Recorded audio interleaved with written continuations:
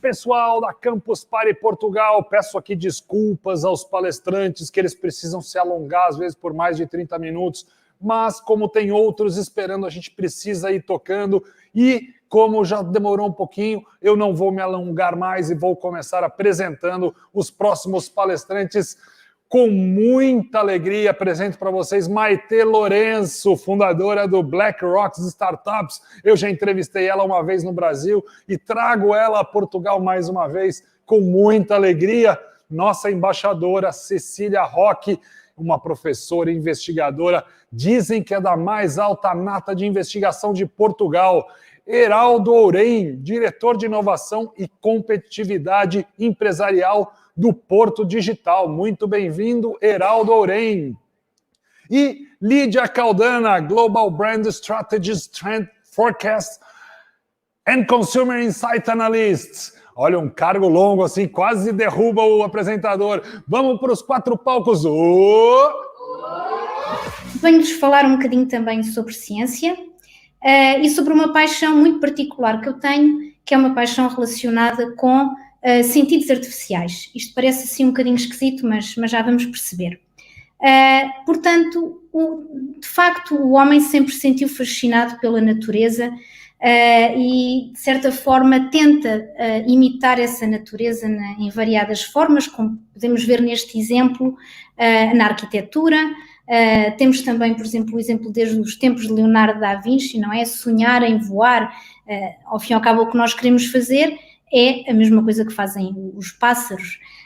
E temos, de facto, também alguns desenvolvimentos, vários desenvolvimentos tecnológicos que surgiram a partir da observação da natureza, como é, por exemplo, este exemplo que eu aqui vos apresento do velcro, que é algo que nós utilizamos em imensas coisas, portanto, em nossas peças de vestuário, etc., e que, na realidade, a invenção foi baseada em algo tão simples como a forma como estas plantas se conseguem agarrar a outras plantas e, portanto, foi estes ganchinhos, não é, que nós podemos ver aqui, que fascinaram os cientistas e fascinaram também o inventor desta invenção tão simples. Portanto, há algo muito importante para nós podermos, de alguma maneira, imitar a natureza, que é, nós temos que compreender como é que ela funciona para conseguirmos desenhar e fazer e engenheirar, não é, novas tecnologias, novos produtos.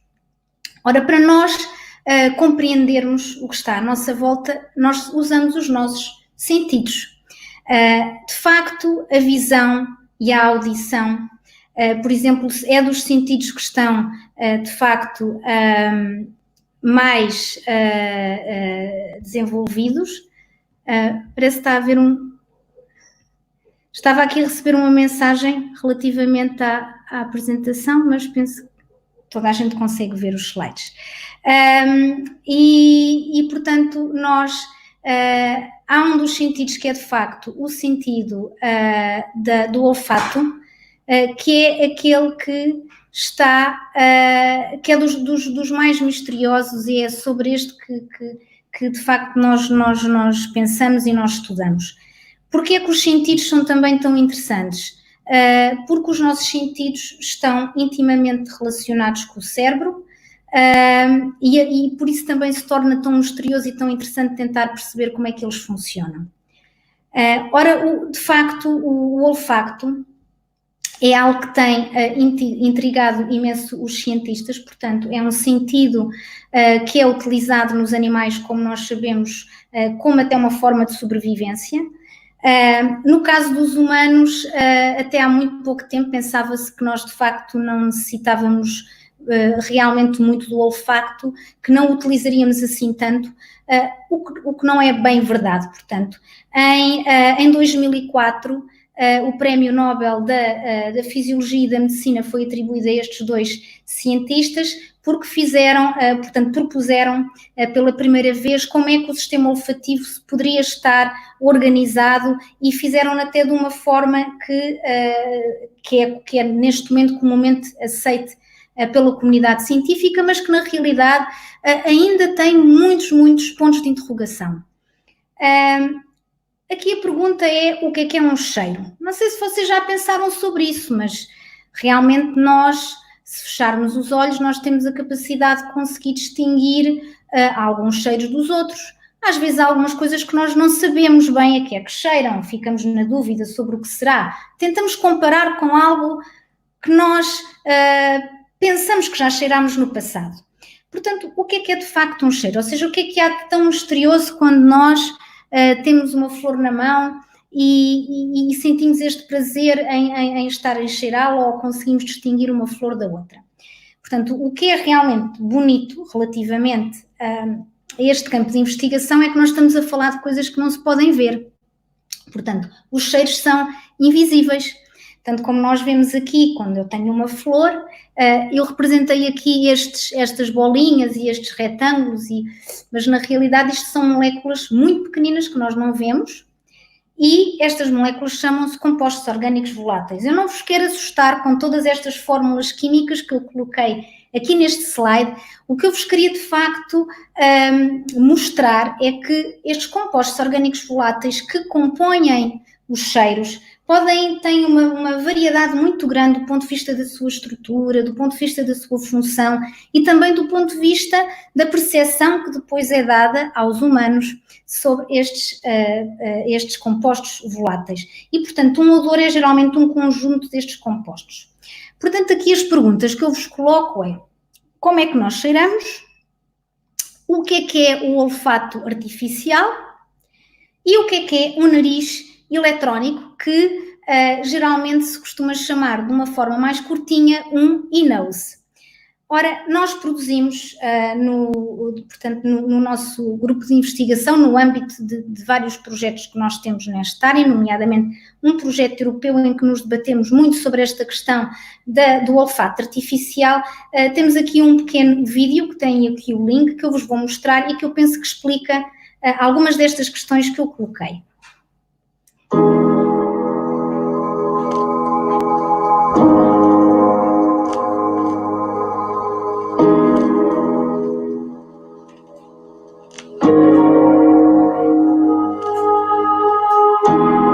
cheiro ou um odor é constituído por um conjunto de moléculas pequenas que se chamam compostos orgânicos voláteis e são chamados voláteis exatamente porque têm uma grande facilidade em passar para o estado gasoso. Essas moléculas pequeninas são transportadas até ao nosso nariz pelo ar e ligam-se a órgãos sensoriais que nós temos dentro do nariz, e é essa ligação aos órgãos sensoriais que produz um sinal que vai ser processado no cérebro. E, devido aos voláteis que interagiram, vai haver um padrão.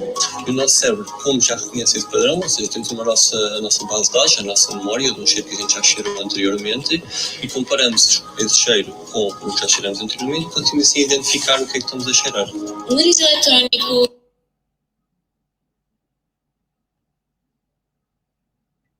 é um dispositivo inteligente que, através da detecção de gases, ou os que nós chamamos de voláteis, emite sinais que vão ser depois extraídos e introduzidos sob a forma de dados num computador. Esse computador...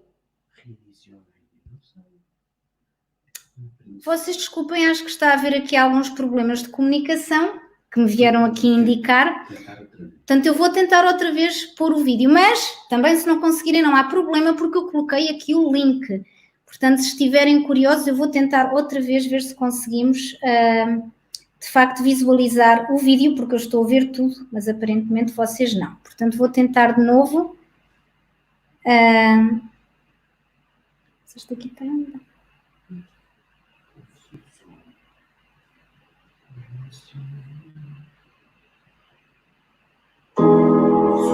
Vamos ver se agora conseguem. Se não, não há problema, porque eu posso explicar na mesma o que se está a passar, ou vocês podem tentar quando tiverem tempo.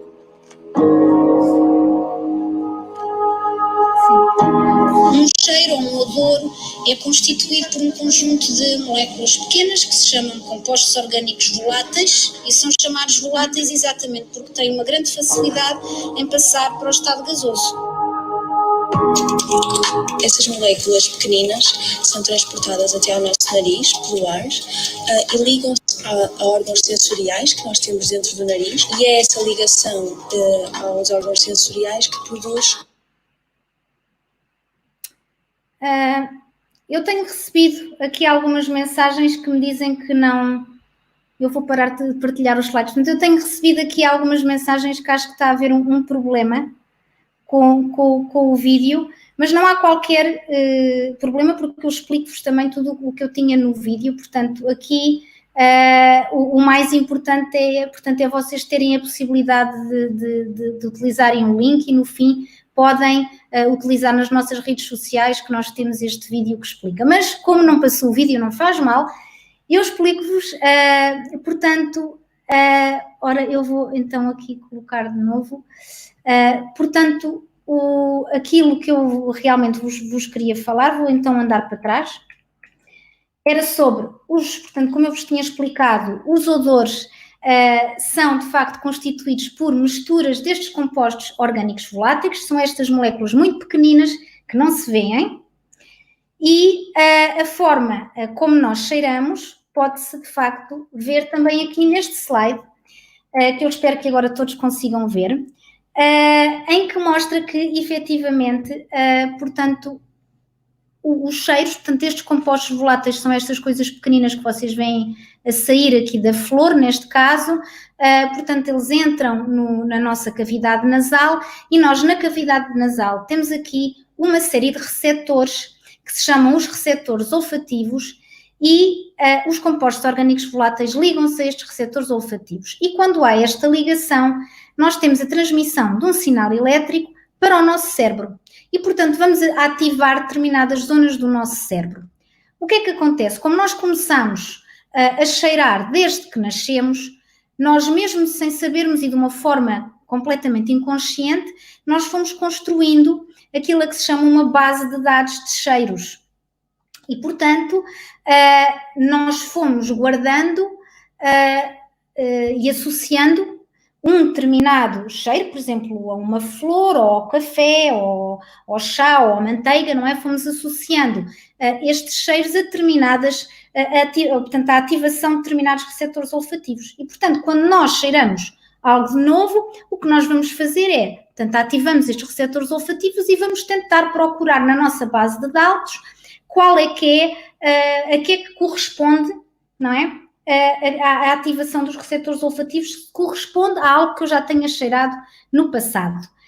Quando nós falamos em olfato artificial, na realidade o que nós fazemos é tentar imitar este mecanismo. Então, em vez de nós termos receptores olfativos, como temos dentro do nosso nariz, o que nós temos são de facto sensores que fazem parte deste nariz eletrónico. Estes sensores não são mais do que materiais que têm a capacidade de reagir à presença dos cheiros, dos compostos orgânicos voláteis. E quando entram em contacto com estes compostos orgânicos voláteis, vão alterar as suas propriedades e dão origem a sinais.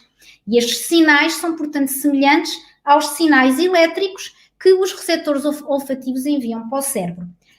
Como é lógico, nós não temos um cérebro artificial para pôr no nosso nariz eletrónico, mas o que nós podemos fazer é, de facto, utilizar estes sinais que são gerados pelos sensores e processá-los utilizando técnicas de reconhecimento de padrões. Portanto, vamos tentar fazer a mesma coisa que faz o nosso cérebro, ou seja, vamos tentar ver este tipo de sinal corresponde ou não a um tipo de sinal que eu já vi antes.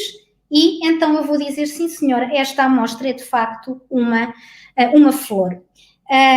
E portanto é isto que é o olfato artificial. Portanto, é de certa maneira um dispositivo que combina não só materiais, sensores, sinais, como também algoritmos de reconhecimento de padrões e de inteligência artificial que permitem procurar numa base de dados e associar algo que nós não conhecemos a algo que nós já tínhamos guardado numa base de dados. Ora, nós no nosso grupo temos trabalhado bastante nesta área de olfato artificial e a nossa inovação tem sido de facto a nível dos materiais que nós utilizamos para fazer, portanto, como sensores de gases, como sensores de odores. E eu coloquei aqui a gelatina, portanto, isto não tem nada a ver com comida, na realidade, mas nós utilizamos a gelatina como um material nestes nossos sensores e a inovação vem da combinação da gelatina com um tipo de solventes muito particulares, que não sei se vocês já uma vez ouviram falar, mas chamam-se líquidos iónicos. Portanto, os líquidos iónicos são considerados solventes verdes por uma razão muito simples. Eles não evaporam à temperatura ambiente. Portanto, em vez de eu fazer basicamente uma gelatina com água, nós fazemos uma gelatina com líquidos iónicos, que permite, portanto, aumentar muito a durabilidade destes materiais, e nós combinamos ainda um terceiro ingrediente, que é de facto aquilo que nós utilizamos todos os nossos dias, que são de facto os componentes dos LCDs. Portanto, os componentes dos LCDs, os LCDs são na realidade Liquid Crystal Displays, e portanto os componentes destes ecrãs são de facto cristais líquidos, e são eles que nós também utilizamos nestes materiais. E portanto nós conseguimos, com base na gelatina, que é algo que nós usamos na culinária, dar-lhe uma outra utilização, que neste caso foi para criar sensores para desenvolver narizes eletrónicos. Portanto, isto é algo bastante inovador, no sentido em que são materiais muito mais amigos do ambiente, que são baratos de produzir e que, de facto, abrem aqui uma série de aplicações muito interessantes no olfato artificial, como noutros. E, portanto, este tipo de gelatinas com que nós trabalhamos tem este aspecto que vocês podem ver aqui nesta fotografia. Nós podemos utilizá-los como sensores, ou sensores elétricos, ou isto que nós aqui representamos, que são sensores ópticos, mas quando nós olhamos para dentro destes materiais é como se nós imaginássemos que temos pequenas gotículas que estão, na realidade, presas na gelatina. É como se nós fizéssemos, de certeza que já toda a gente comeu ou experimentou, gelatina de pêssego, por exemplo, em que nós temos aqueles bocadinhos de fruta que ficam presos na gelatina. Na realidade, aquilo que nós fazemos é um bocadinho semelhante. Portanto, nós vamos, de facto, conseguir prender estas pequenas gotículas de cristal líquido dentro desta matriz de gelatina.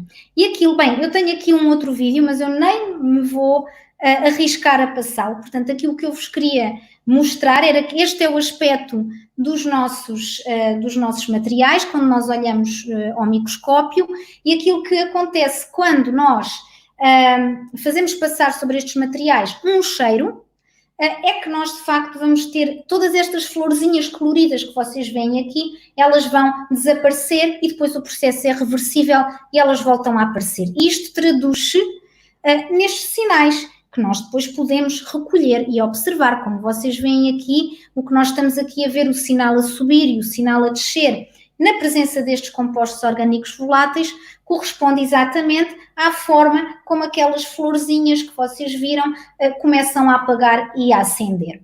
O que é interessante é que, de facto, quando nós temos compostos orgânicos voláteis diferentes, como vocês podem ver aqui, estas são estruturas de diferentes compostos, por exemplo, o hexano, o etanol, que é o álcool que agora de certeza todos conhecemos, a acetona, que é o que usamos para tirar o verniz das unhas.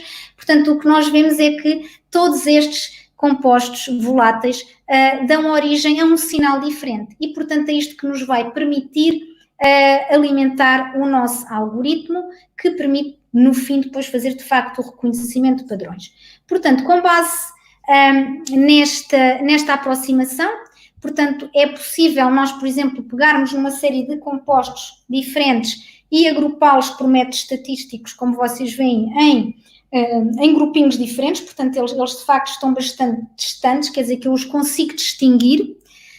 Para além de eu os conseguir distinguir, eu também os consigo classificar, que é o que vocês veem aqui. Isto chama-se uma matriz de confusão. Isto é um dos resultados da aplicação de um algoritmo de machine learning aos nossos dados. E aquilo que nós vemos é que, por exemplo, quando temos aqui o valor de 1, quer dizer que o nosso sensor nunca se enganou para a acetona. Quer dizer que em 100% das vezes que eu lhe mostrei a acetona, ele acertou que era de facto acetona. E, portanto, isto chama-se o nível de accuracy deste dispositivo. Agora, porquê é que nós temos interesse realmente no olfato artificial? Para que é que serve? Ora bem, a realidade é que desde os tempos de Hipócrates, o olfato foi utilizado como uma forma, por exemplo, de fazer o diagnóstico de doenças, que era o que fazia Hipócrates. Mas nós, por exemplo, utilizamos o olfato para nos defendermos, para sabermos se uma comida poderá estar ou não boa para eu a consumir, mas há uma outra série de aplicações que nós temos, por exemplo, no controle da qualidade de ar, em controlo de detergentes, perfumes, cosméticos, na própria indústria, porque é uma forma não invasiva de conseguir fazer uma monitorização de uma forma inteligente de diferentes passos de um processo industrial, e portanto há de facto aqui muitas aplicações para o olfacto artificial. E como nós estamos obviamente num campus digital em que se fala de tecnologia, eu gostava também de vos pôr a pensar um bocadinho de que forma é que, por exemplo, os robôs podem também cheirar. Claro que podem, portanto, os robôs podem ser dotados de narizes eletrónicos e terem a capacidade de reconhecer uma série de odores, seja ele de compostos voláteis, como de odores de sangue, urina, portanto, de fluidos biológicos, não é? Que possa também ter interesse de um ponto de vista médico. E, por exemplo, temos, por exemplo, aqui a questão de os robôs poderem, por exemplo, saber por nós se uma comida está ou não estragada, se eu a posso ou não comer. Há realmente muitas aplicações, é mesmo só deixarmos a nossa imaginação libertar para pensarmos em que é que podemos utilizar. Tenho aqui uma outra aplicação que nós podemos imaginar, que será, por exemplo, para ver se nós estamos a cheirar bem.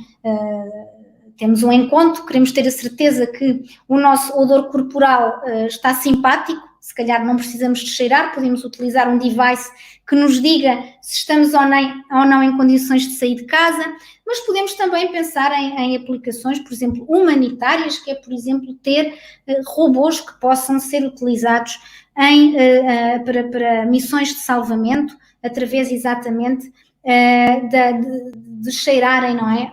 Portanto, o odor humano e, portanto, tentarem através dessa forma chegar e encontrar onde é que se podem encontrar pessoas quando há catástrofes.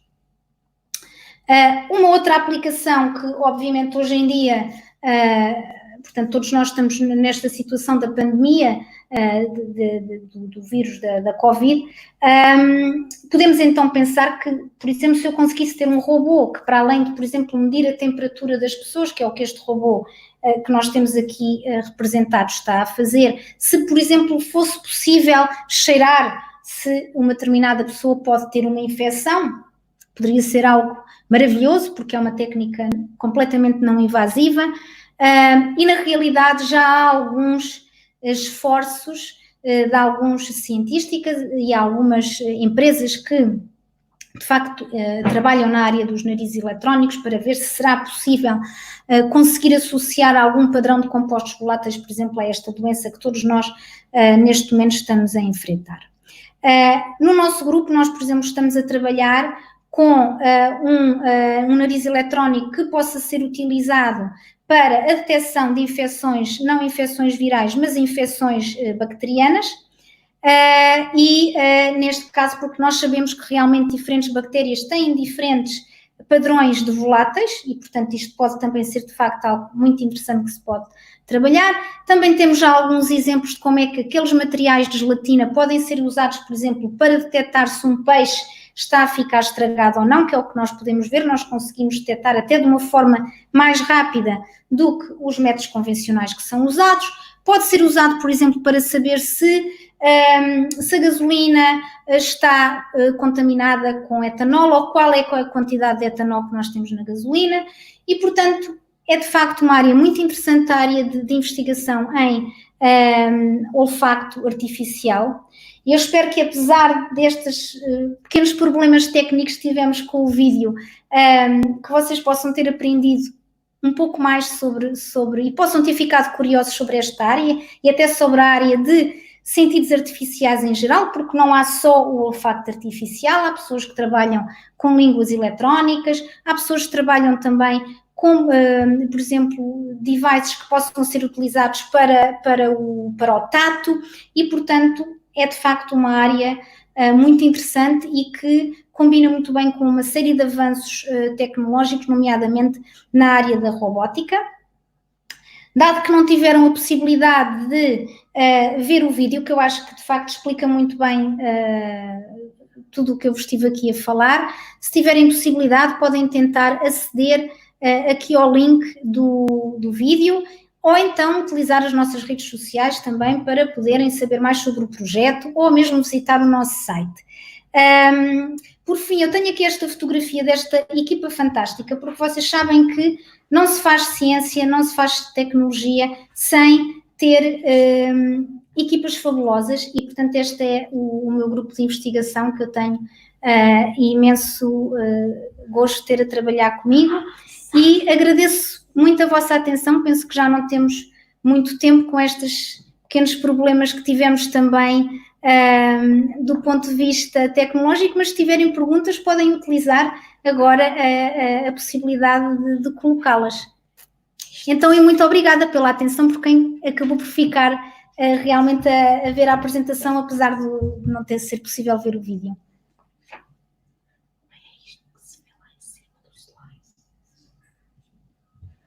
Não sei se temos aqui perguntas. Temos aqui uma pergunta do Túnico, que é sobre se o olfato é o sentido mais apurado do ser humano.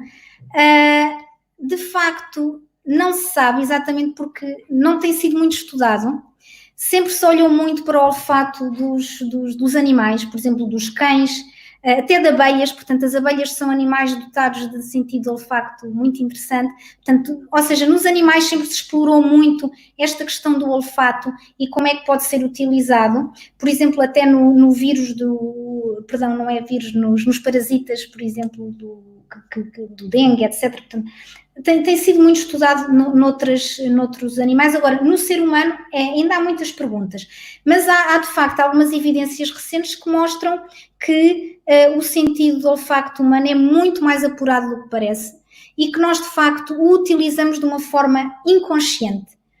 E portanto, acho que é bom ficarem atentos para os desenvolvimentos que vai haver nesta área. De certeza vão ser muito interessantes. E depois tenho aqui as cheiros que me fazem aceder a memórias muito antigas, pois exatamente, portanto, porque nós temos uma relação do cheiro com o nosso cérebro e é esta interface entre portanto, o cheiro e o cérebro que é tão fantástica. Obrigada a todos.